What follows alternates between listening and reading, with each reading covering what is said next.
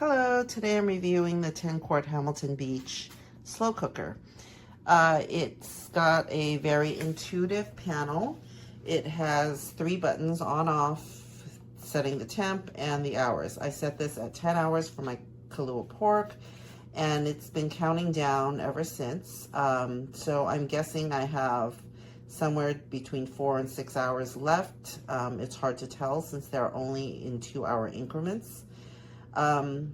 This slow cooker is a lot cheaper than a lot of other units that have those fancy displays, but when it comes to slow cooker, as long as, you know, I can check and taste and see that it's cooking, I don't mind these 2-hour increments because it doesn't really make that much of a difference.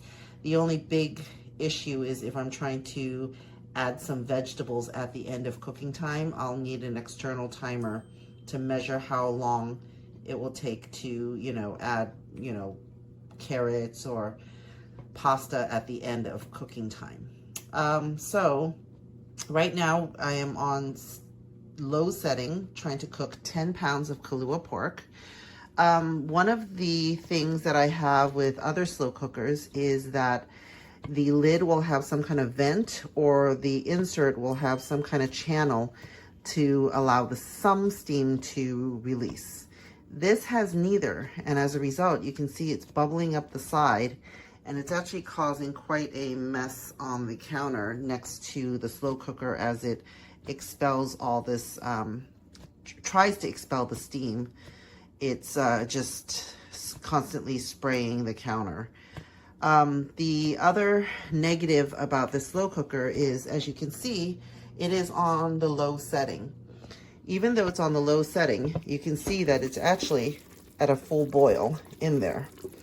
This is not great when you're trying to do slow cooking for certain types of meats. I find that in certain cuts of meat, it actually makes it tougher if you have it at a slow boil versus at a lower simmering temperature. The other thing about this that is actually a plus is that I've actually got 10 pounds of Kahlua pork in here.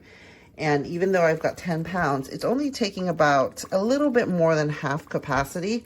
So I would say that you could actually cook, 15 pounds with no issues whatsoever, which is a lot of meat. So the capacity does have, it is quite a large capacity and can handle a lot of food if you need to cook for, a party or something. So those are some of the things I've noticed about this Hamilton Beach 10 quart cooker. I like it, but the high temperature at which it cooks would be an issue if I were trying to cook stock, let's say, because cooking something like chicken stock, the broth would just come out completely cloudy because of how hot this gets. Instead, I usually use a slow cooker that can go at a slightly lower temperature and doesn't come to this full boil.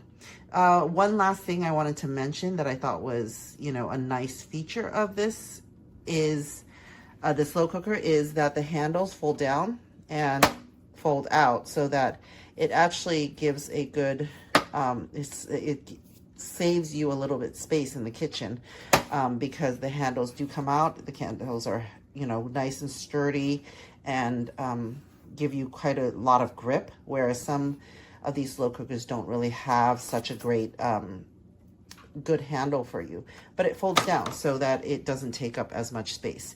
The other thing is that this is tall versus wide, and as a result also saves a little bit more space in the kitchen, which for us is, the space is a premium since we cook so much and have a lot of different appliances. Anyways, I hope you found this review helpful in your decision whether or not to consider the Hamilton Beach slow cooker. As you can see here, this Hamilton Beach does a great job at making some taco salad. Got some meat in there cooking, and yeah, very pleased with it. Did a good job of keeping a nice consistent temperature, which I wanted to do for a while. So you can also sear and cook, and I just like putting it on the slow cooker, 10 quart capacity, which is nice and large enough to get all this in there.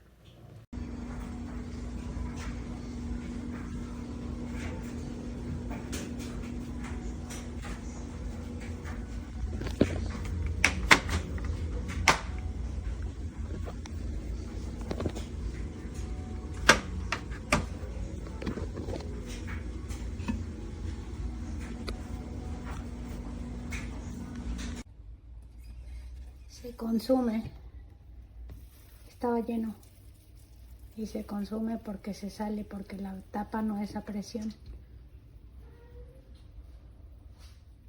Y cuando hierve, se sale.